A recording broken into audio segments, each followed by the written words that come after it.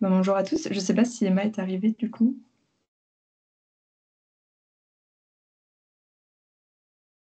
Elle a dû activer son micro, ou je ne sais pas.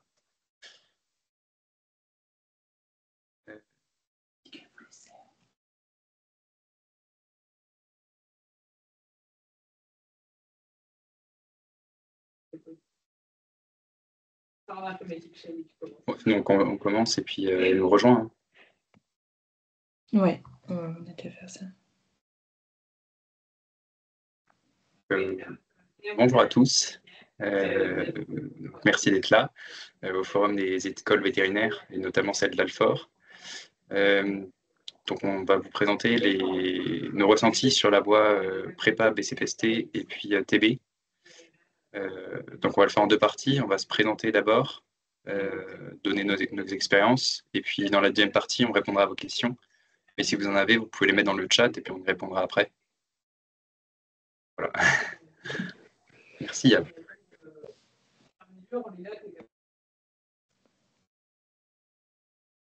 Ah, bonjour. Tu veux commencer à raconter Je sais pas, qui commence du coup? Bah vas-y si tu veux, Mathilde, puis j'embrayerai après et après il y aura Emma. Ouais, ok, ça marche. Par contre, j'ai l'impression qu'il y en a qui ont leur micro d'activer parce qu'on entend du son en arrière-plan.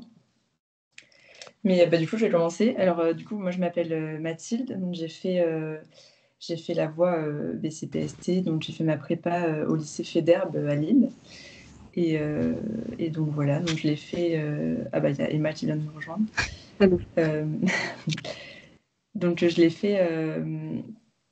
fait en 3 ans. Donc, comme beaucoup de personnes d'entre nous.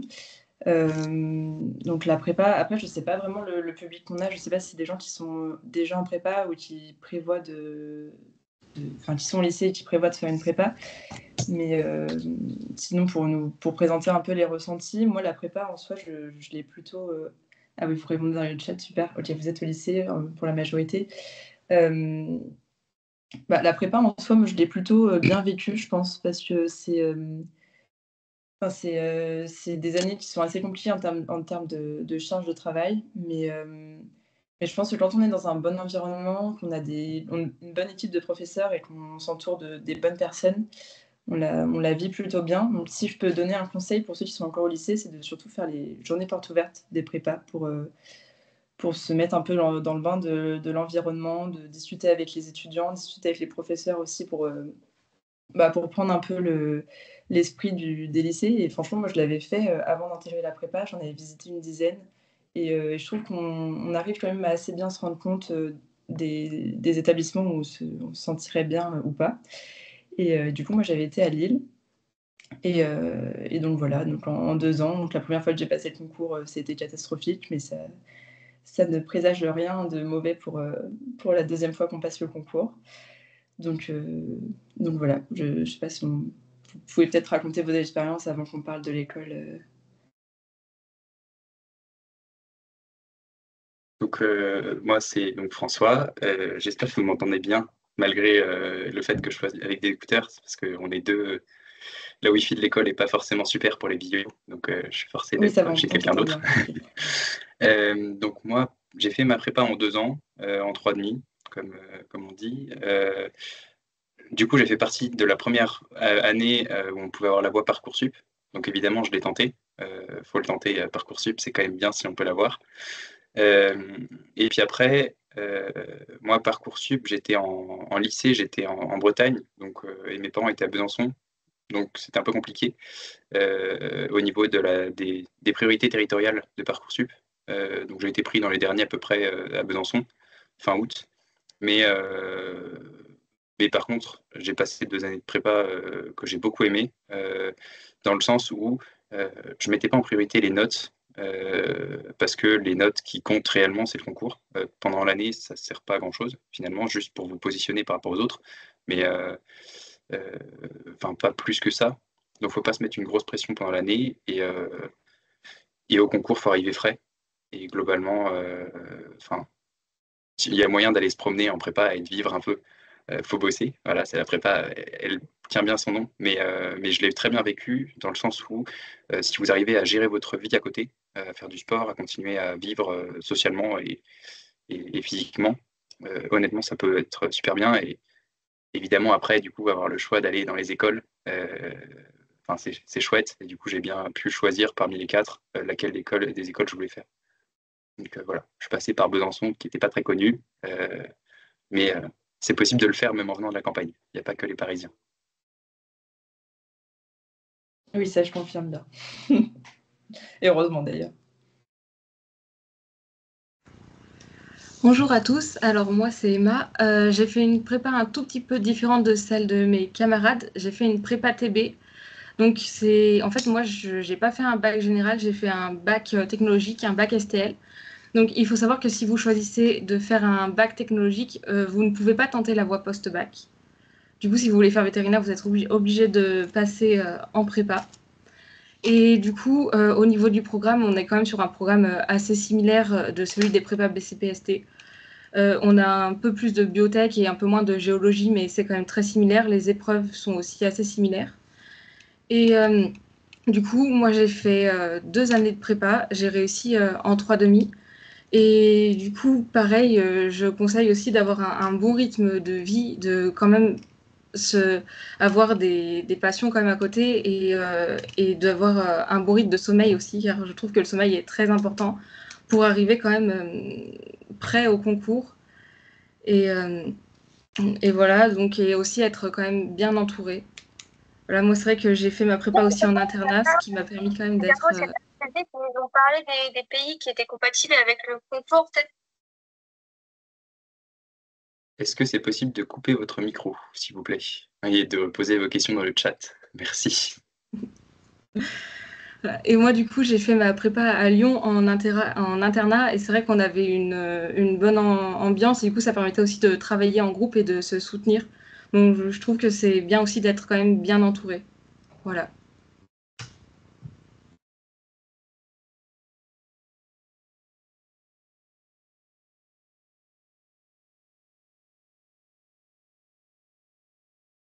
Après, si on part dans les questions, du coup, moi j'ai lu la question de comment on fait pour aller en prépa.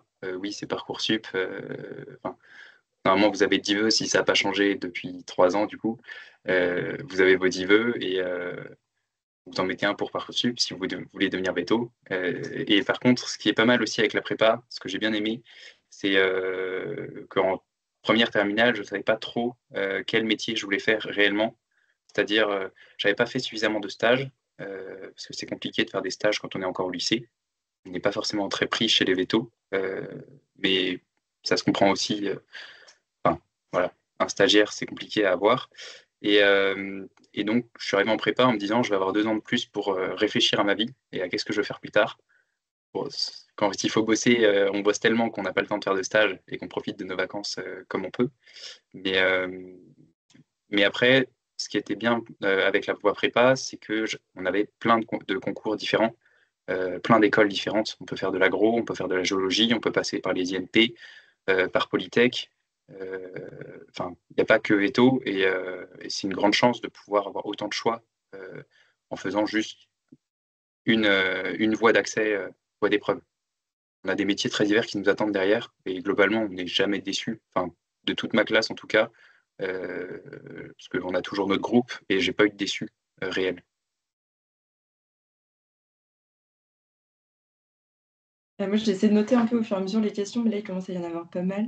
Donc, si on prend un peu dans l'ordre par rapport à ce qu'on a raconté, j'ai vu, il y en a qui demandent si la prépa est aussi dure que ce qu'on pense, enfin, ce qu'on raconte.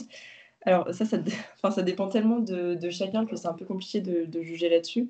Mais après, c'est vraiment comme on disait, c'est de bien s'entourer, d'avoir une bonne hygiène de vie.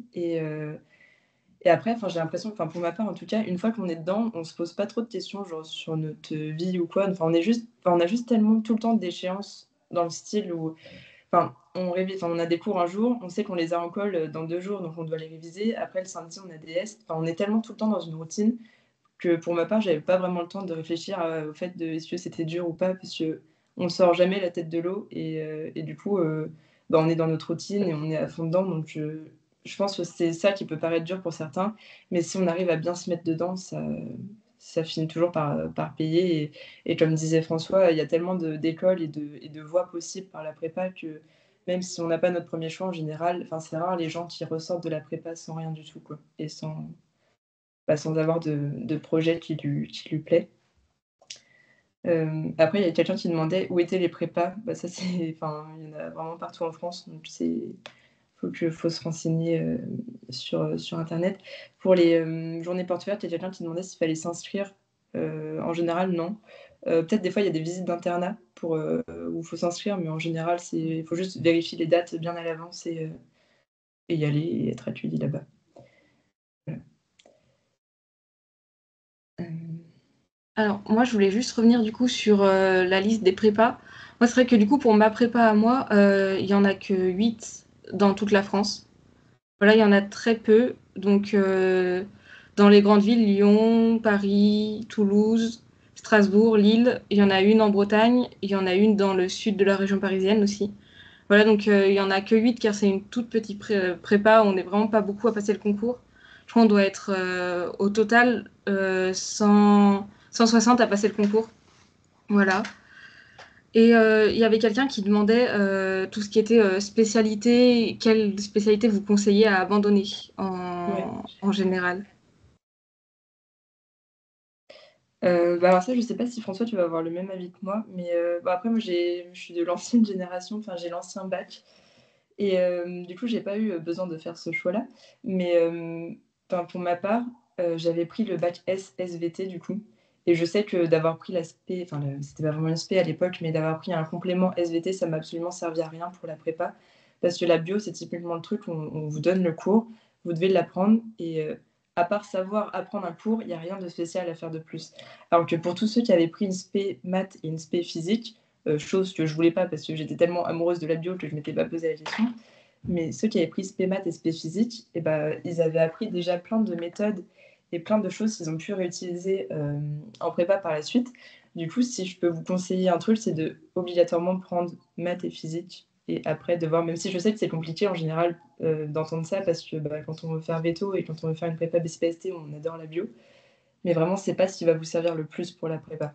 Ça va vous servir pour la culture générale, mais franchement, si j'ai entendu un mot de vocabulaire en commun entre ma SPSVT au lycée et en prépa, c'est tout, quoi. Alors que pour les maths, ça apporte vraiment beaucoup. Je sais pas si c'est ton avis là-dessus, François, mais... Ouais, exactement. Donc moi, j'ai abandonné la SVT. J'aimais pas forcément trop ça, notamment quand on commençait à parler de magmatisme quand on commençait à étudier les cailloux en première, j'en avais ras-le-bol. Donc j'étais très content de la lâcher. Et du coup, j'ai fait maths et physique. Et comme j'aimais bien travailler, j'ai fait maths experte aussi. Parce que je me suis dit, quitte à faire une prépa, autant taper le plus dur. Voilà, c'était compliqué, maths experte. Mais par contre, quand je suis arrivé en prépa, du coup, j'ai vu 2 fois, par exemple, un peu banal, c'est les nombres imaginaires qu'on ne voit pas forcément en terminale en maths normale. Par contre, en maths experte, on les voit. C'est quelque chose que j'ai eu du mal à comprendre. Et donc, avoir 2 fois le cours de présentation des nombres imaginaires, parce qu'on le voit en prépa et on est évalué dessus, comme les matrices, pour le coup, ça m'a beaucoup servi. Parce que j'avais déjà eu des bases, je savais que c'était quelque chose que j'avais déjà vu, et c'était juste expliqué d'une autre façon, un peu plus poussée, mais j'étais aussi un peu plus mature. Donc, pour la prépa, je conseille maths physique, maths experte. De toute façon, plus vous en ferez, plus ce sera. Enfin, il n'y a rien d'inutile. Vous reverrez tout en prépa, qui est la version améliorée et plus poussée qu'au lycée. Après, pour les écoles vétérinaires en post-bac ou autres, globalement, je n'ai pas non plus entendu de différence entre des gens qui ont choisi les SP SVT maths ou SVT physique qui avaient priorité pour la voie post-bac par rapport aux autres. Donc je pense que ça se vaut. Et si votre choix numéro 1, c'est post-bac, et choix numéro 2, prépa, essayez d'abandonner la SVT. C'est rattrapable. Et pour le coup, maths et physique, comme c'est des choses à comprendre, c'est mieux. Il me semble que pour la lycée, par la voie post-bac, ils ne regardent pas spécialement les spécialités qui sont prises.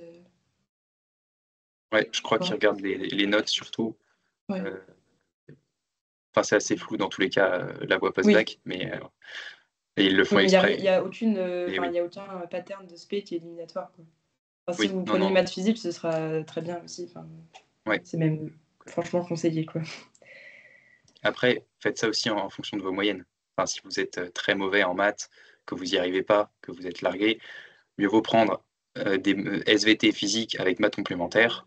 Vous perdrez rien, vous aurez des bonnes notes et pour le bac, vous aurez une meilleure note, donc potentiellement plus de portes ouvertes derrière en prépa ou en post-bac ou en fac, enfin peu importe. C'est toujours, faut réfléchir à quel est le meilleur pour avoir une bonne note derrière et que ça me serve, trouver le meilleur compromis en fait. Oui, mais s'il vous plaît, n'abandonnez pas les maths. Franchement. Même si c'est Ouais. dur parce que c'est pas toujours la passion de tout le monde. Là, il y a une question qui a été likée par plusieurs personnes. C'était quelle était votre journée type en prépa, quantité de travail, activité en dehors des cours? C'est vrai que c'est assez stressant quand on nous dit que c'est dur la prépa. Oui. Alors, journée type. En plus, c'est facile de faire une journée type parce que, je sais pas vous, mais les journées se ressemblent toutes littéralement. Donc, moi, je sais que je commençais les cours à 8h, 8h. On finit souvent à 17h. Après, soit on rentrait chez soi pour bosser la colle du lendemain, soit on restait parce qu'on avait colle. Et voilà, je sais pas trop quoi dire sur les journées types en vrai. C'est assez en termes de quantité de travail, je sais qu'il y avait souvent il y avait 2 méthodes. Il y avait soit ceux qui se couchaient tard et qui se levaient, du coup au dernier moment le matin, et il y en a qui aimaient bien se coucher tôt et se lever plus tôt le matin.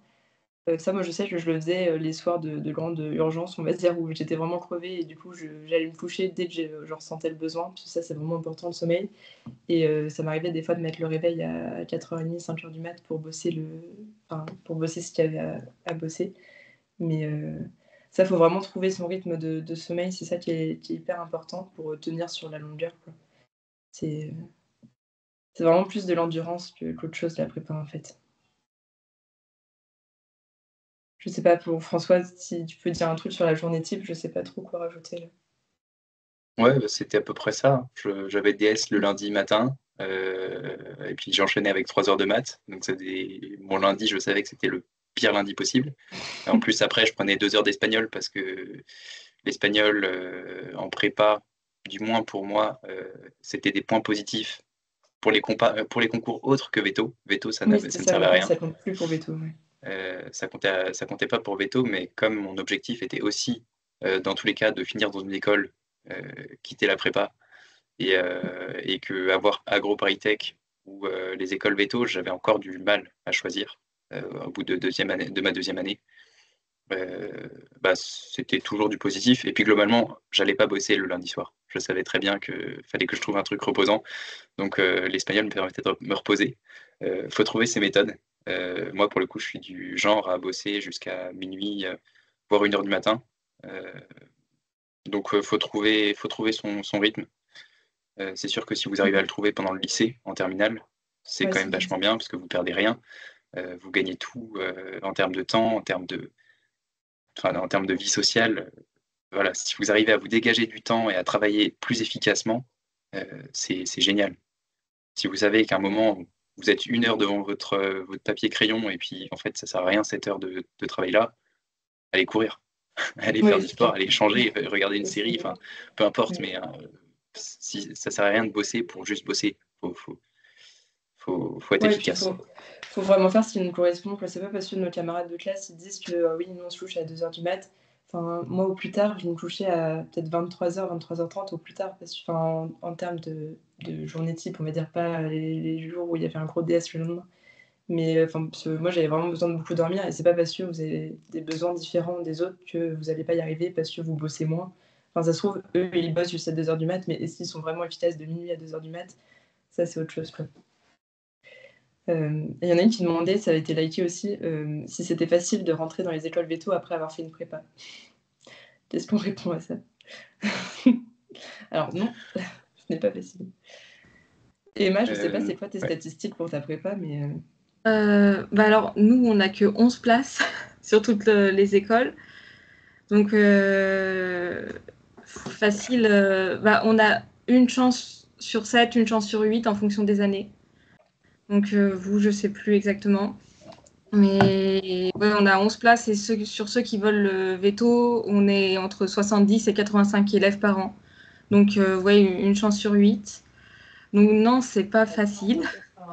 Mais après, ça va dépendre ouais, de notre façon de travailler. Nous, en veto, du coup, là, j'ai regardé 280 places cette année en 2025. Ils ont fait que de grappiller globalement, parce qu'on était plus haut avant. On était pratiquement à Ils grappillent des 400 places alors. en prépa. Bah, non, enfin, j'ai lu sur le document. Je suis à 280, alors je sais pas Oui, non, mais trop avant, pourquoi. enfin, Oui, quand avant, t'as pas ouais, la voie post-bac, ouais. ouais, avant la voie post-bac, on était le double, Ouais. puisque maintenant la voie post-bac vaut aussi, enfin, c'est 280 places. Donc globalement, ça veut dire que maintenant en prépa, on est prêt à 1 sur 100. Il y a à peu près 2500 Ouais, c'est ça. candidatures à peu près sur le concours agro-veto. Euh, donc c'est des stats un peu moins grandes du coup. Il est Ouais. plus facile de passer par les autres voies que la voie prépa. Oui, c'est pratiquement Après, il y 10 en a personnes, beaucoup. enfin 10% des gens qui intègrent, quoi.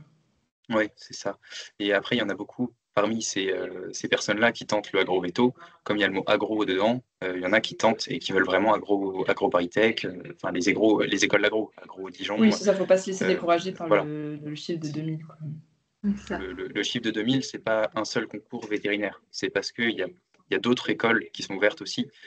Et il y en a qui le font peut-être par défaut aussi. Euh, Moi, quand je suis passé, j'ai tenté le concours G2E, donc c'est la géologie, l'eau et l'environnement. J'ai tenté aussi Polytech, j'ai tenté les INSEP. En fait, j'ai tenté à peu près tout, ce que je voulais, sauf les ENF, les ENS. Mm. Mais, Oui. voilà, quitte à faire, c'est un concours. À un moment, c'est une question d'avenir, donc faut y aller. Là, il y a une question qui ressort pas mal aussi, c'est est-ce que si après notre prépa, on n'est pas accepté en ENV, on peut quand même envisager d'être vétérinaire et si oui, comment? Bah alors, soit on refait une année, comme du coup Mathilde, tu as fait, Oui. soit on décide de peut-être partir dans une autre voie, sachant que le concours, on peut le passer que 2 fois. Alors même si on va dans une autre voie, on aura déjà passé une fois, donc on n'aura plus qu'une seule chance. Il y en a, je sais dans notre promo, il y en a qui étaient partis après faire un DUT, une année de DUT et après la prépa TS. Mm. J'avais beaucoup vu ça. Ouais. Après, enfin moi je pars du principe que si la prépa vous la vivez pas si mal que ça et que vous ratez la première fois, enfin moi je trouve que c'est un peu une bêtise. Bah, après c'est selon comment vous vivez votre prépa bien sûr, mais si vous la vivez pas si mal que ça, je trouve que ce serait une bêtise d'aller tenter une autre voie, sachant que, il vous reste 1 an, enfin les cours vous les avez vus, il vous reste 1 an pour, bien peaufiner votre méthode de travail. Les concours vous les connaissez, enfin si vous ratez la première fois le concours, retentez-le quoi. Allez pas essayer d'aller dans une autre voie, de rencontrer une autre méthode de travail, d'être dans un autre environnement. Enfin, je trouve que c'est un peu risqué de faire comme ça, alors que vous avez la chance de le repasser dans les conditions que vous connaissez et que vous allez bien maîtriser. Parce que du coup, enfin, moi, je sais entre ma première, deuxième année et ma deuxième année, du coup, enfin, ça n'avait rien à voir. Enfin, mon année de redoublement, elle était vachement bien parce que on se sent beaucoup plus à l'aise dans les cours. On a l'impression de comprendre un peu ce qu'on fait pour la première fois depuis 2 ans. Et voilà, et puis ça finit par bien se passer. Et là, il y avait quelqu'un qui demandait si on avait des méthodes de travail particulières. Moi, je sais que si je dois résumer ma méthode de travail, c'est juste faire des fiches et lire les fiches. Enfin, ça peut paraître hyper bateau, mais moi, c'est vraiment le seul truc qui marche pour moi. Et perso, je pense que ce qui m'a vraiment sauvé mon concours, du coup, la deuxième fois que je l'ai passé, c'est le planning de révision. Enfin, vraiment, je saoule tout le monde avec mon planning de révision, mais c'est hyper important de faire quelque chose de bien carré et que les 3 semaines de révision, ce soit vraiment les 3 semaines où vous jouez un peu votre vie, quoi. Donc, je sais pas votre ressenti par rapport à ça, mais sur vos méthodes de travail et tout. Je fais un peu moins planning de révision et tout et tout. Oui, J'étais après, ça, c'est plus propre à dans le chacun. mode, voilà, j'étais dans le mode, j'ai 7 jours. Sur les 7 jours, je vais bosser les matinées et l'après-midi, sachant que l'après-midi, il me faut chaque jour que je cale 1 heure de sport, à peu près 1 heure de manger, et voilà. Globalement, c'est Ah un oui, peu non, mais bien sûr. martial, Oui, non, mais dans le planning de révision, euh, il y avait des heures de trou, hein. mais globalement, moi j'ai un peu l'esprit de je m'y mets et je quitte que quand je commence à plus être efficace. Donc, si la matière me va super bien et que je suis trop content de lire ça, globalement, je suis capable de. C'est comme devant un bon bouquin. Si j'apprécie vraiment et que je trouve qu'on apprend des choses, même les petits détails, les petits trucs, c'est sympa. Donc, c'est propre à chacun et comment bien réussir les concours, c'est aussi un peu de chance, évidemment. Vu qu'il faut tomber sur le bon sujet, il faut avoir le bon professeur. Voilà, c'est Pour toujours les le oraux, côté, ça. pour les oraux et puis même pour les écrits. Parce que du coup, pour le concours, c'est 1 semaine d'écrits. Et puis, vous aurez encore à peu près sur 1 semaine des oraux. Donc, en prépa, on a les oraux de géographie. Et puis, géographie, maths, physique, biologie. Il n'y a plus d'anglais, parce que je vois pas mal de personnes qui parlent de l'anglais, là. Il n'y a plus d'oral d'anglais. Alors ça, Oui. c'était la meilleure nouvelle qu'on pouvait m'annoncer personnellement quand j'étais en prépa. Et du coup, il y en a qui demandent si l'anglais est important. Alors, je ne sais pas dans quel sens est posée la question, mais si c'est la question est-ce qu'il faut être bilingue, non, pas du tout. Et heureusement. Mais oui, il y a une épreuve à l'écrit qui compte que si on est reçu aux écrits, c'est ça Ouais, aux oraux, oui, c'est on ça. est pris aux oraux. Ouais, oui, Il la compte pas pour calculer nos notes des écrits. Ouais. Ouais, quelque chose comme ça. Et du coup, au final, ça compte pour l'admissibilité, pas pour l'admission. Non, l'inverse. Ça compte pour l'admission, pas pour l'admissibilité. Et globalement, même si de manière assez dure, je suis passé avec 7 en anglais. Donc, oui, ça pareil. J'ai dû avoir 7. Ouais. Moi, j'avais 8, donc... Voilà. Donc non, l'anglais... on n'est pas non plus... J'espère qu'il n'y a pas de prof d'anglais dans la salle, mais c'est pas très important. Non, globalement, mon prof d'anglais m'avait dit « jamais tu passeras, sauf si tu fais pas de hors-sujet ». Bon, apparemment, j'ai pas fait de hors-sujet, parce qu'avec lui, j'ai eu 2 ou 3 de moyenne sur toute l'année. Mais voilà, c'est juste une matière avec un plus petit coefficient que la biologie. On a une épreuve de dissertation qui vaut beaucoup de points, et puis une étude de document aussi. Et on a pareil en maths, une grosse épreuve, une épreuve de maths et puis une épreuve en informatique. Et physique, on a une épreuve de physique et une épreuve de chimie qui sont longues. Globalement, il y a parmi tous les coefficients, non, l'anglais, ça passe. Si vous êtes B1, B2, allez, si vous êtes bon à côté, si vous arrivez à combler et à équilibrer les choses, ça peut aller. Par contre, qu'on oublie là, c'est le français, c'est hyper important. Vraiment, le français, je crois qu'en veto, c'est pratique. C'est très haut coefficient. Et ça, je trouve qu'il faut vraiment s'y mettre. Moi, je sais, je pense qu'il y a eu un peu un miracle qui s'est opéré pendant la deuxième fois que j'ai passé le concours. J'ai eu une super note en français. Et c'est vraiment un haut coefficient. Donc, c'est vraiment pas une matière à négliger. Ce qu'on a un peu tendance à faire quand on est en prépa scientifique, on se dit le français, un peu, on s'en fiche un petit peu, mais vraiment pas. Ça peut vraiment aider s'il y a une matière scientifique où on est un peu moins bon. Là, il y a quelqu'un qui demande, c'est beaucoup revenu, quelle moyenne il faut avoir pour rentrer en prépa? Après, alors, je sais pas, je pense que ça va dépendre aussi des filières. Entre général et techno, je suis pas sûre que ça soit exactement pareil. Tu peux donner dis pour toi. Alors, nous, c'était... j'avais une prof de prépa qui était venue pour nous en parler. Et eux, ils nous avaient dit que généralement, ils regardaient déjà la note et ils regardaient aussi beaucoup la lettre de motivation sur Parcoursup. Qu'il n'y avait pas que la note qui comptait pour eux. Et généralement, en gros, tous ceux qui avaient au-dessus de 16, on va dire au-dessus de 15, généralement, ils les prenaient. Et tous ceux qui étaient entre 11, 12 et 15, ils regardaient beaucoup la lettre de motivation. C'est ce qu'elle m'avait dit. Après, je sais pas pour vous. Moi, je trouve que c'est un petit peu flou. Moi, je sais, si on parle de nous, au lycée, j'avais entre 15 et 16 de moyenne. Donc, j'avais pas non plus une moyenne. Il y en a qui avaient des moyennes à 19 dans mon lycée, c'était pas mon cas. Mais ça m'avait pas empêché d'être pris. Pour ceux qui veulent des prépas parisiennes, peut-être qu'ils s'inquiètent par rapport à ça. Ça m'avait pas empêché d'être prise sur des prépas parisiennes. Après, je sais pas vraiment s'ils regardent le lycée ou pas, de quel lycée on vient, parce que c'est sûr qu'il y a ça aussi qui change. Il y a des lycées qui Enfin, un 15 dans un lycée, c'est pas un 15 dans un autre, donc ça, on ne sait pas trop comment ils s'y prennent pour comparer ça, mais il n'y a pas besoin d'avoir 19 de moyenne au lycée pour être pris en prépa. Enfin, je pense que si on a une bonne lettre de motivation et qu'on a un bon dossier dans le sens où les commentaires des profs sont un peu élogieux, il n'y a pas de raison de ne pas être pris en prépa, je pense. On t'entend pas du tout là, François. Visez large dans vos prépas. De toute façon, vous avez des choix sur Parcoursup. J'ai vu qu'il y en avait certains qui demandaient qu'est-ce qu'était Parcoursup. Globalement, ça doit être des parents qui posent cette question-là, parce qu'en terminale, normalement, on est bien sensibilisé à ça. Il y a juste à faire des vœux en termes d'école, en termes de filière aussi. Et viser large, visez pas que les prépas parisiennes. J'ai eu des copains qui ont fait ça. J'ai deux de mes copains qui ont choisi que Paris en prépa. Ils n'ont pas été pris. Et du coup, ils se sont retrouvés en fac alors que leur méthode de travail, c'était pour de la prépa. Et donc, ils ont été lâchés un peu en fac. Ils ont eu du mal. Parce qu'en fac, du coup, vous êtes très nombreux. Des promos de plus de 200, en gros, dans un amphi, avec des partiels, une évaluation à peu près tous les 6 mois, du coup. Donc, c'est compliqué.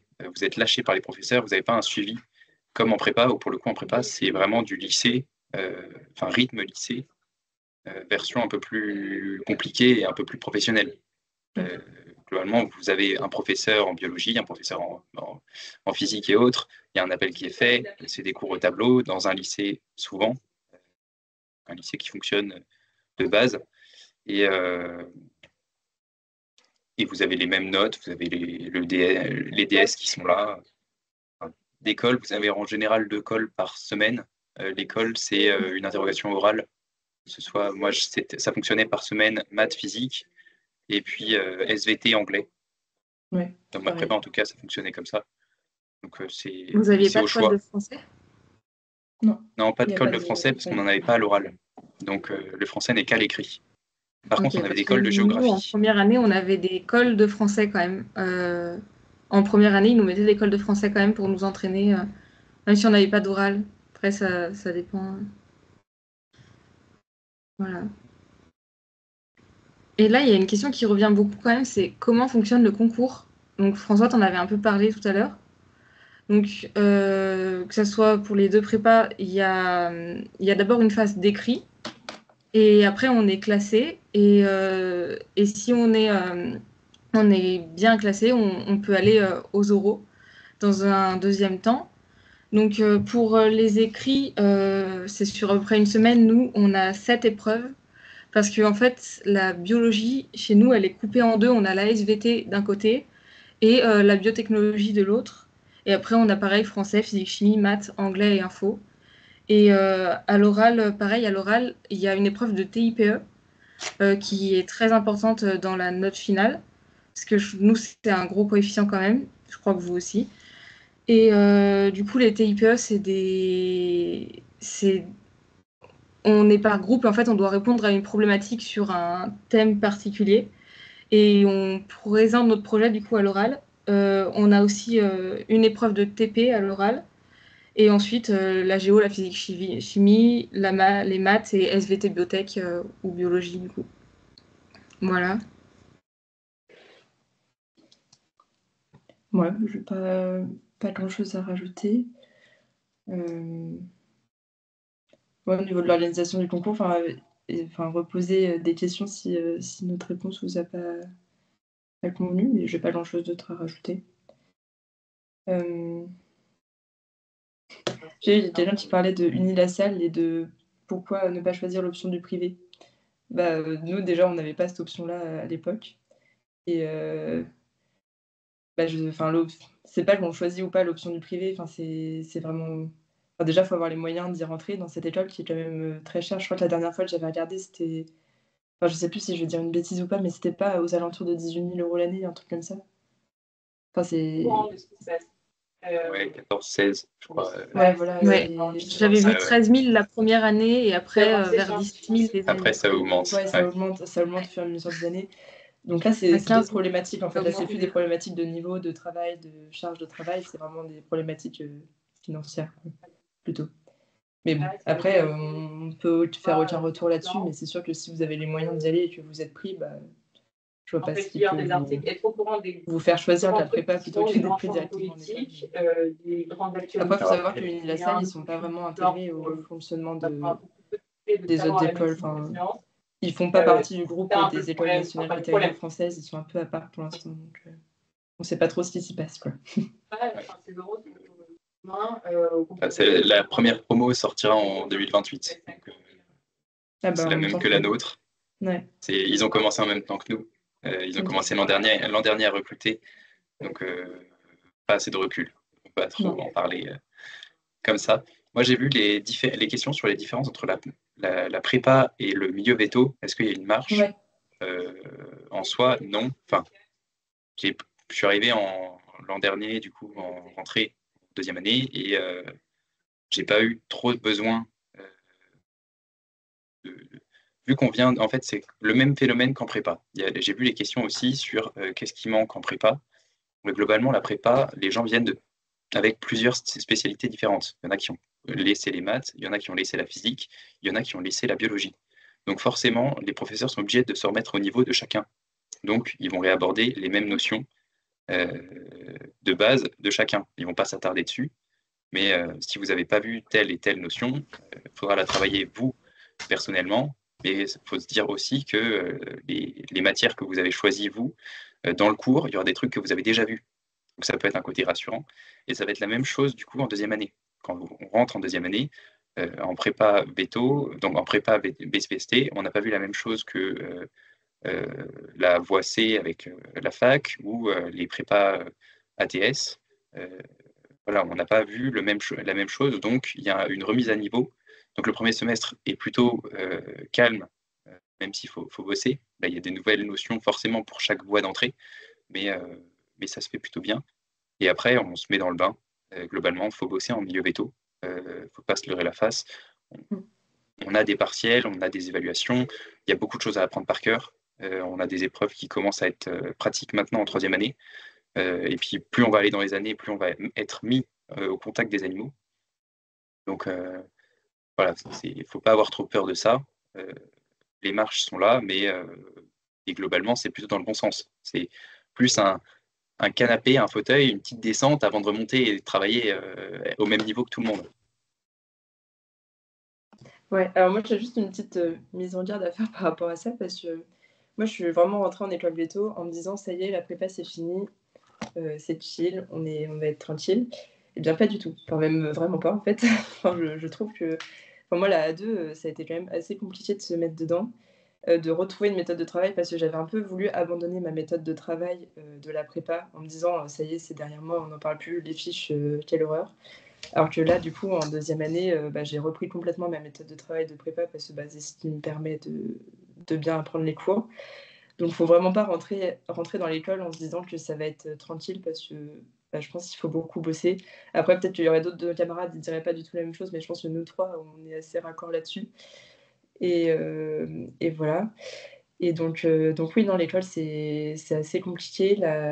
Et puis aussi, c'est le changement de la manière d'évaluer votre connaissance des cours qui va beaucoup changer. C'est-à-dire qu'en prépa, du coup, on est évalué toutes les semaines sur ce qu'on a vu la semaine d'avant. Alors que là, on a un partiel début janvier, un partiel fin juin, sur tout le semestre. Et donc, c'est une méthode de travail qui est d'un côté complètement différente, parce que faut réussir à apprendre les cours au fur et à mesure tout seul et à les revoir tout seul. Et d'un autre côté, assez similaire, parce qu'il y a beaucoup de par cœur et il y a énormément d'informations à retenir. Et du coup, c'est pas évident, je trouve, de trouver un entre-deux entre apprendre le volume de cours qui est énorme et en même temps tenir cet apprentissage sur la durée jusqu'au partiel. Et voilà. Et donc, bon, après, il y a les rattrapages. Enfin, moi, je sais que je suis allée au rattrapage l'année dernière. Et voilà, donc ça permet juste de mettre un peu au point sa méthode. Mais il ne faut pas se reposer sur ses acquis de la prépa, quoi. Enfin, s'il faut se reposer sur ses acquis de la prépa, mais il ne faut pas les abandonner en disant qu'il n'y a plus besoin de bosser en école veto, quoi. Effectivement, mes 4 premiers mois à l'école, je ne les ai pas vus passer. Entre, du coup, Paris, avec les musées, avec les soirées, enfin, globalement, la vie étudiante, comme on peut l'imaginer dans d'autres voies. Là, je vise, petit clin d'œil à tous les STAPS, et qui étaient en prépa, du coup, que je voyais quand j'étais en prépa, avec qui je pouvais discuter. Mais globalement, après, il y a le moment de faut bosser pour les partiels. Et là, on se dit, oula, j'ai le feu aux fesses, il faut y aller. Mais oui, j'ai fait aussi les rattrapages. Voilà, ça vous fait un bon coup derrière la tête. Vous vous dites, bon, bah, voilà, ça a été sympa. J'ai passé de 4 très bons premiers mois. Maintenant, il faut changer. C'est une nouvelle ère, c'est une nouvelle école, donc c'est parti. Voilà, c'est compliqué. Mais Ça nous ça fait se fait. apprendre de nos erreurs, on va dire. Il y a quelqu'un qui Là, demande il y si a on a quelqu'un. pu... Vas-y. Vas-y. Pardon. Non, mais c'est une question hyper rapide. Juste, elle demande si on a pu choisir notre école veto. Bah ouais, c'est la même. Oui. Ah bah nickel. En fait, pour la voie BCPST, quand on passe le concours, on a une liste de vœux à faire. Et c'est pas comme Parcoursup, par contre, elles sont ordonnées. Ça veut dire que si on a notre premier choix, tous les vœux d'en dessous sont annulés. Donc voilà, il faut juste classer les vœux. Et donc oui, on peut classer les 4 écoles françaises indépendamment. Et voilà, donc oui, on peut la choisir plus ou moins du coup selon quel vœu on a, quoi. Mais on peut. Ça va dépendre du classement après. Ouais, tout à fait. Et quelqu'un qui demande est-ce qu'on aurait préféré partir à l'étranger? Alors pour ma part, non, pas du tout. Mais après, j'ai l'impression que c'est assez rare quand même les gens qui partent directement du lycée à l'étranger. Enfin, je trouve ça toujours un peu dommage de ne pas tenter de rentrer dans une école française, mais bon, ça après c'est chacun son point de vue. Ouais, c'est un peu ça. J'en ai eu aussi avec le concours de tirage au sort. Quand j'étais à Besançon, j'ai eu une élève qui est restée 3 jours avec moi. Au bout de 3 jours, elle a été prise au tirage au sort en Belgique, donc je ne l'ai plus revue. Voilà. J'ai la même chose. Mais mis à part ça, j'ai pareil 2 amis, même 3, qui étaient du coup 5 demi, donc ils ont redoublé leur 2e année de prépa à Besançon, qui n'ont pas eu les concours. Et du coup, ils étaient un peu déçus, mais ils voulaient faire veto à fond. Donc, il y en a un qui est parti en Roumanie, j'en ai une qui est partie au Portugal, et j'en ai un autre qui est parti en Espagne. Donc, globalement, ça arrive. Je sais que la voie en Roumanie fonctionne assez bien, dans le sens où il y a beaucoup d'étudiants, je vois beaucoup de messages qui passent sur les groupes Facebook et autres. Au final, c'est un diplôme de vétérinaire, donc on fait nos rêves, mais effectivement, je trouve que c'est dommage de partir directement à la fin de la prépa, à la fin du lycée, en terminale, et se dire bon bah allez, je pars à l'étranger parce que j'y arriverai pas. C'est quand même chouette d'être dans des écoles françaises, on est bien formés. Alfort, c'est vachement bien, mais les autres écoles, ça a l'air d'être bien aussi. J'attends d'aller les visiter. Ça vaut le coup. Bon, après, je ne sais pas si on va les visiter dans des situations très studieuses, mais oui. C'est pas grave. Non, on les visitera quand même. Alors. Là, il y a quelqu'un qui demande s'il y a d'autres prépas possibles pour accéder au concours. Non, il n'y a que les deux là. La BCPST si on fait général et la TB si on fait un bac techno. Sinon, il n'y en a pas d'autres. Ouais, j'ai quelqu'un qui me parle de l'internat. J'avais une autre question aussi sur l'internat tout à l'heure, savoir s'il y avait des critères ou pas. Alors ça, je pense que ça dépend vraiment des lycées. C'est un peu compliqué. Je ne sais pas si François, tu étais en internat ou pas. Moi, je n'y étais pas.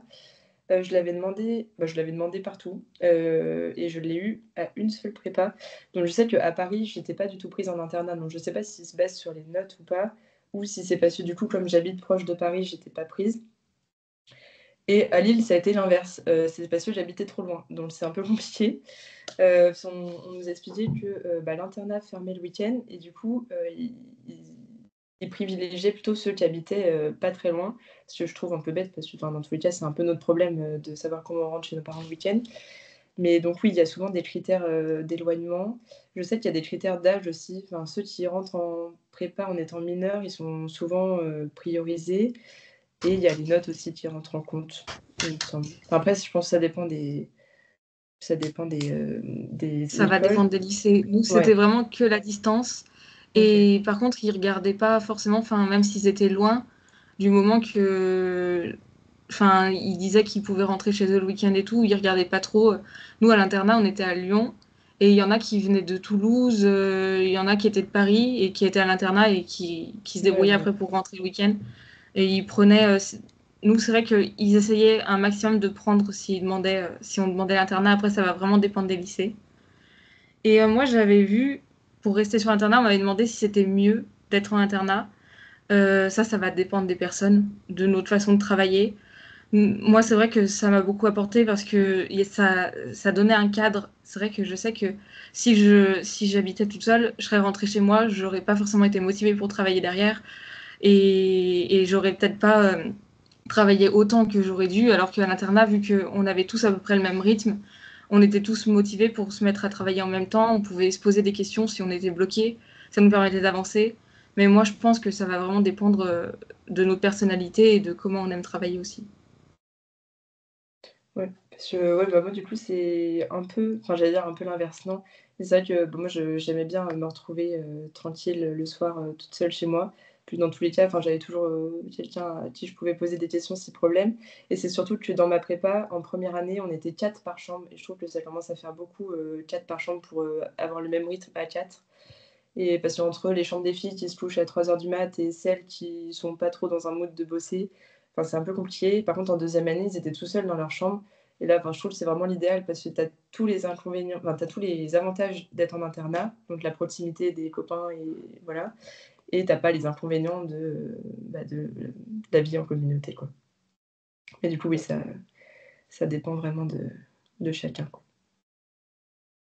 Ouais, moi j'ai eu la chance en première année du coup d'être chez mes parents avant qu'ils déménagent à la fin de ma première année. Donc revenant d'un internat au lycée, ça m'a fait du bien parce que c'est quand même super chouette d'avoir un nouveau lieu, mais pas de s'occuper de ses machines, de la nourriture. Enfin, voilà. C'est Ouais. très très chouette. Le fait d'habiter chez ses parents, c'est quand même, on s'en rend compte après quand on est tout seul. On se dit que c'est quand même chouette de ne pas faire toutes ces tâches-là. Euh, et en deuxième année, du coup, j'étais en aumônerie. Enfin, j'ai dû me trouver une piole avec d'autres personnes. Et justement, j'avais deux STAPS et puis deux autres personnes qui étaient en fac en littérature. Euh, voilà, c'était un peu compliqué d'être le seul à travailler, globalement. Euh, et j'ai lu une question aussi sur la dépression en prépa, un sentiment de tout lâcher, comment se relever. Oui, Euh, oui, c'est celle-là. c'est compliqué. Je pense qu'en prépa, on doit tous l'avoir, au moins une fois. Surtout quand Mmh. on arrive à la fin de l'échéance, quand on arrive en deuxième année, le, les mois de novembre, décembre, alors que les concours sont en avril, on se dit que c'est à la fois loin, on n'est pas prêt, mais en même temps, c'est super proche. C'est se dire pourquoi j'ai choisi cette voie-là, pourquoi je dois bosser, ouais, pourquoi je dois bosser globalement. Moi, c'était cette question qui était là. C'est, enfin, pourquoi je me suis entêté à venir là alors que je pourrais faire autre chose. Je pourrais être comme les autres en fac à pas faire grand-chose. Euh, je pense que c'est un coup de... comment se relever, moi, c'était un peu de l'orgueil, dans le sens où j'étais là, ça faisait 1 an et demi que j'étais là, en prépa, à bosser. Donc, j'allais pas abandonner là. J'allais au moins finir le concours, au moins voir ce que j'allais faire, ce que j'allais donner. Et puis, Paris, je choisirais la meilleure école dans laquelle j'irais. Je me suis dit, allez, euh, selon ce que je réussis à faire au mieux, euh, je regarderai selon les critères après, mais je fais au mieux que je peux. Euh, je vais essayer de me relever, ça va le faire, je vais me battre jusqu'au bout, et par contre, à la fin des écrits, je serai mort. Effectivement, Ah j'étais oui, KO à la fin des écrits. ouais. Ça, Voilà, c'est c'est ça, le moi, je le côté croyais où, pas avant de le vivre, mais c'est vraiment vrai, hein. Enfin, ah ouais, non, pour le coup, on atteint un tel niveau de travail mmh. que on a tout donné. Vraiment, les écrits, vous verrez, enfin, quand vous passerez les concours et ceux des BCPST, gros big up, bon courage. Ce sera du run. Vous aurez votre copie devant vous, vous écrirez jusqu'à la fin et vous ne s'arrêterez pas. Et vous serez étonné de la rapidité des choses qui vous viennent en tête. Vous verrez, c'est fou. Vous avez appris plein de trucs. Euh, c'est assez motivant dans l'idée où vous dites après que waouh, j'ai réussi à écrire tout ça. J'étais même pas au courant. C'est, vous remplissez la tête, vous avez plein de choses, vous connaissez plein de choses à la fin. votre culture générale, elle est carrément plus augmentée que ce que vous avez su en lycée. Et pour le coup, après, du coup, les oraux, vous arrivez pareil, dans l'idée de rien à perdre, tout à gagner. Donc voilà, c'est un peu comme ça que moi j'ai abordé les concours, et je pense comment se remettre d'une dépression d'un moment où on a un vide. Bah, j'ai pas trop de méthode, mais moi l'orgueil, ça a bien fonctionné. Se rappeler de pourquoi tu es là. Et après, moi, c'est différent. Du coup, toi, tu n'avais pas spécialement veto en tête. Enfin, je sais pas, tu disais que tu hésitais encore avec l'agro-veto, avec APT. Moi, je suis un peu le gros cliché qui veut faire veto depuis qu'elle a 3 ans. Donc, franchement, quand tu es en prépa, non, mais c'est vrai. Enfin, il n'y a pas de meilleure motivation que de repenser à vous, petits, qui rêvent de faire ça, pour ceux qui sont concernés par ça. Et puis, pour ceux pour qui c'est pas le cas, bah, rappelez-vous que vous êtes dans des études qui vous apportent énormément, tant sur le plan professionnel que personnel, et que dans tous les cas, vous en sortirez grandi. Et que, oui, ce soir-là, ça va être dur, parce que vous vous êtes fait ramasser en colle, il y a un prof qui vous a fait une réflexion, et au final, la semaine prochaine, vous ne vous en rappellerez même plus, et puis vous allez avoir une bonne note en colle, parce que ça fait que ça, la prépa, de toute façon. Donc, ça faut toujours se rappeler de pourquoi on est là, quoi. Du coup, là, il y avait une question. Moi, je vais répondre à la dernière question et après, je vais être obligée de quitter la conférence car je dois modérer une autre conférence. Mais il y avait, si les 2 tentatives du concours sont ratées, quel avenir envisager? Du coup, pour vétérinaire, soit partir à l'étranger. Je crois que, du coup, parce qu'il n'y a pas d'autre solution pour intégrer un ENV en France, si on a raté les deux possibilités. Et sinon, après, soit aller en école d'ingénieur, du coup. Je ne sais pas trop quoi répondre du coup à cette question. Ouais, c'est un peu compliqué cette question, mais Ouais. Moi, je sais qu'il y en a beaucoup. J'ai l'exemple de l'école d'agronomie de Rennes. Il y a carrément une association là-bas pour ceux qui sont déçus de ne pas être en veto, et qui aide un peu les étudiants à trouver des voies qui leur plairaient. Et je sais que j'ai jamais entendu quelqu'un qui sort de cette école en disant oui, j'y suis rentrée alors que je voulais veto et que c'était mon rêve. Et ils sortent toujours en ayant un beau projet qui les fait vibrer aussi. Et je pense que dans tous les cas, même si on rate 2 fois et qu'on on est un peu effondré parce qu'on a l'impression qu'on va rien faire de cool de notre vie, les écoles d'agro, il y a quand même beaucoup de moyens d'aller quand même dans un truc avec des animaux, ou au moins avec de la bio, et que ça nous plaise au final, quoi. Ouais, moi, en élevage, enfin en agro, du coup, c'était justement le côté élevage, le côté gestion de la reproduction, voilà, le côté de comment gérer mon cheptel. Et puis, du coup, dans tous les cas, j'allais toucher à de la biologie, que ce soit pour la reproduction, que en fait, ce que va faire, j'allais avoir besoin du veto, moi, dans mon idée, dans mon exploitation, mais j'allais faire quand même pas mal de choses de moi-même. Et là, du coup, être en veto, c'est encore mieux, parce que je suis pile à l'endroit où je voulais être. Mais dans l'élevage, c'était aussi justement être à côté des animaux, être en capacité de faire quelques gestes médicaux, et puis être avec de la vie. C'est sympa. Ouais.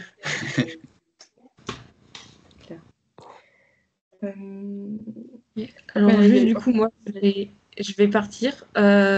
Merci à tous du coup d'avoir été là, d'avoir posé vos questions.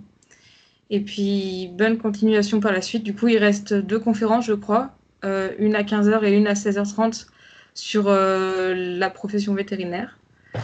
Donc voilà, et bonne continuation à tous. Merci. Emma. Du coup, si on répond encore à quelques questions, j'en ai vu une sur moi, la j'ai vie vu sociale en prépa. Ouais. Du coup, pour moi, dans la vie sociale, il faut bosser, mais si vous arrivez à bien gérer votre temps et votre manière de travailler, vous arrivez à vous dégager des heures où vous pouvez sortir. Après, je ne vous dis pas que ces heures-là seront pile au même moment que vos copains. Et voilà, mais vous pouvez, comme c'est que les notes du concours qui comptent, finalement, vous pouvez vous permettre de rater un DS si vous savez qu'après, vous allez pouvoir rattraper rattraper vos erreurs. Et globalement, tant que ça passe pour le concours, vous avez le droit. Vous pouvez passer, vous pouvez avoir une super vie. C'est un pari. Mais bon, après, C'est risqué, mais ça trouver... correspond à chacun. le plus important, c'est de trouver un équilibre qui nous convienne et qu'on puisse tenir sur la durée, parce que enfin, la prépa, c'est que ça, c'est tenir sur la durée et tenir jusqu'au bout et ne pas arriver épuisé au concours. Être épuisé après le concours, oui, mais pas avant. Parce que, ouais. J'ai rebondi sur un truc que tu as dit. Oui, un petit conseil, un peu random comme ça. Tu as parlé des DS, de rater un DS. Enfin, je sais pas du tout la question, mais je trouve qu'il y a un truc qui est hyper important, c'est de refaire ses DS, après. Enfin, ça, c'est vraiment hyper important, enfin, même si personne n'a posé la question, je vous le dis quand même et notez-le dans un coin parce que vraiment, c'est un truc un peu relou, surtout quand on s'est planté et qu'on a juste envie de mettre notre copie à la poubelle. Ça nous est tous arrivé. C'est une connerie parce que c'est vraiment, fait sur le schéma du concours. Donc vraiment, refaites votre DS, c'est hyper intéressant et ça apporte beaucoup. Beaucoup plus que de râler sur sa copie. Et puis vous avez les annales. Enfin, tous les ans, le SCAV, donc le service des concours agronomiques, publie les statistiques d'entrée dans les écoles. Enfin, ils ont un super site et vous avez les annales des différentes épreuves. Donc ça peut vous aider aussi. Et globalement, les DST sont inspirés grandement de ces épreuves. Donc c'est aussi sympa dans l'idée de... Ouais. Les DS, c'est fait pour vous préparer au concours en relation avec votre matière évaluée. Ça, c'est chouette. Et du coup, oui, bossez-les. Ça vaut le coup. Ouais. Après, si on peut parler un peu peut-être de l'école Veto, là, il y en a qui posent des questions sur les matières et les spécialités. Les matières, c'est très vaste. Ça change complètement par rapport à la prépa, comme on peut s'y attendre. En première année, on a beaucoup de physiologie, d'anatomie. On retrouve de l'anglais, pour ceux qui n'aimaient pas ça tout à l'heure. Mais c'est de l'anglais assez intéressant. Enfin, c'est de l'anglais médical. Là, on apprend à faire des consultations en anglais. Enfin, ça commence à devenir intéressant. Voilà, au niveau des matières, on voit beaucoup d'élevage en première année, même en deuxième aussi. On fait beaucoup de rural. Voilà, on fait un peu de tout. Pour les spécialités, il y a quelqu'un qui demandait si c'était après le doctorat ou avant. On choisit une orientation en dernière année. Donc voilà, on choisit si on fait équin, canin, bovin, nac, ou un mixte de deux choses comme ça. Oui, SPV, vétérinaire militaire. Ouais, ou Les recherche. voies annexes qu'on peut avoir, Ouais. le laboratoire. Voilà. C'est en 6e année que ça se fait. Et après, vous pouvez vous spécialiser avec le vrai mot spécialiste en continuant vos études. Mais ça, c'est après le diplôme. Moi, j'ai vu la validation, les équivalences en fac. Effectivement, quand vous faites les années de prépa, du coup, en deuxième année de prépa, vous êtes en L2. Si vous redoublez votre deuxième année de prépa, vous restez en L2. Vous ne passez pas en L3. Mais il y a une équivalence. On peut, après les 2 ans de prépa, et si on a raté le concours, on se dit, bon, bah, d'accord, la prépa ne me va pas, il me faut de la fac. J'ai un copain qui a fait ça. Il est parti en fac en L3 et effectivement, c'est passé en L3. Ouais. Donc, Moi aussi, j'en connais. c'est tout à fait possible.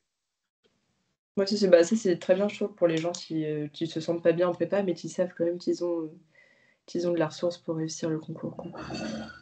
C'est important de pas s'entêter non plus si on voit que ça passe vraiment pas et la fac, ça peut être une bonne solution. Ça peut être une bonne solution de partir de la première année de prépa, de ne pas aller en deuxième et aller à la fac si on sent que ça va vraiment pas passer, quoi.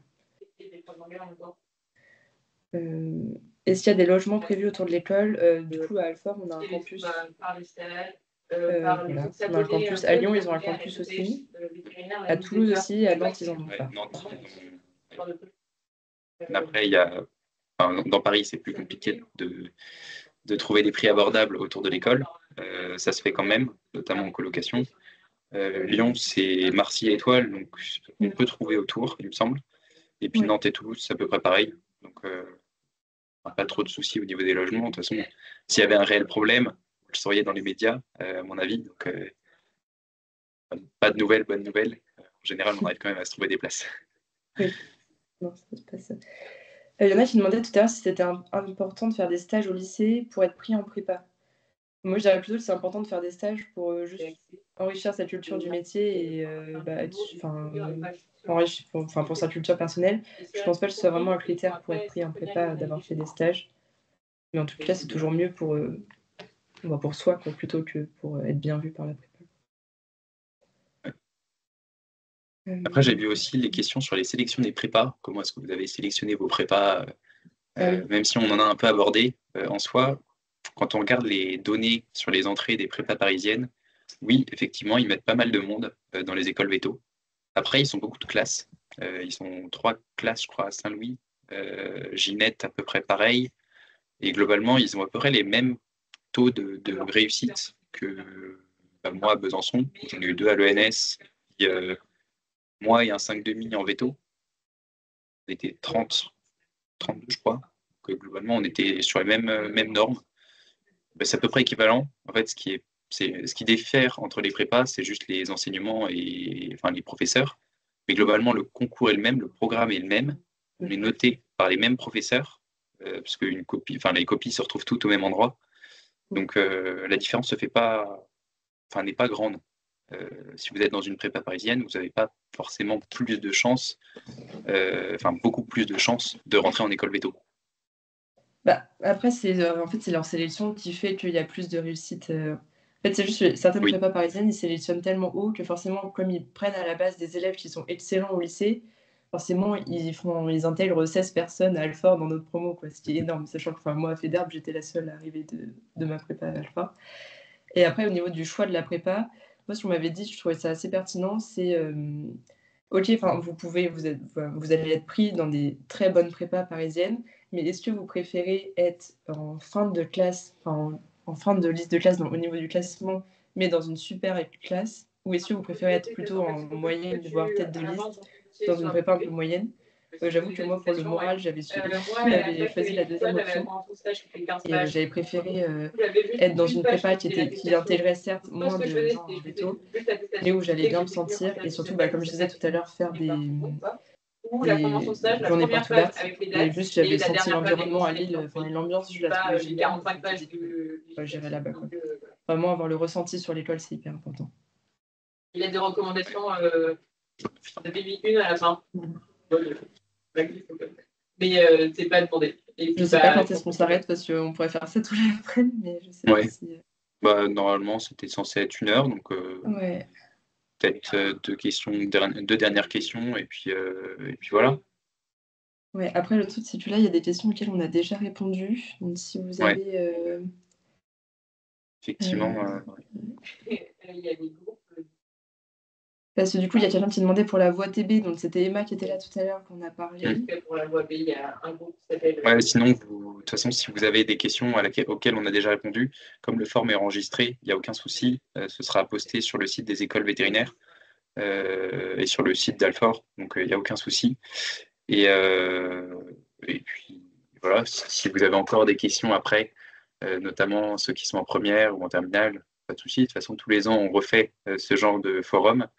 Et puis, si vous êtes autour de Paris, n'hésitez pas à venir nous voir à Maison Alfort lors des portes ouvertes et des journées du patrimoine. On vous accueillera sans aucun souci. Oui.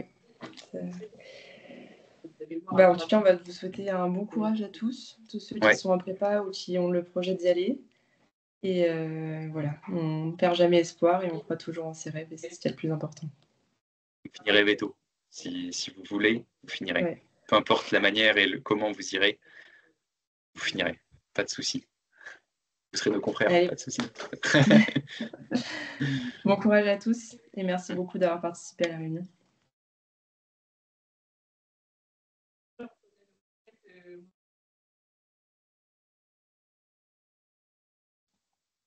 Merci à vous.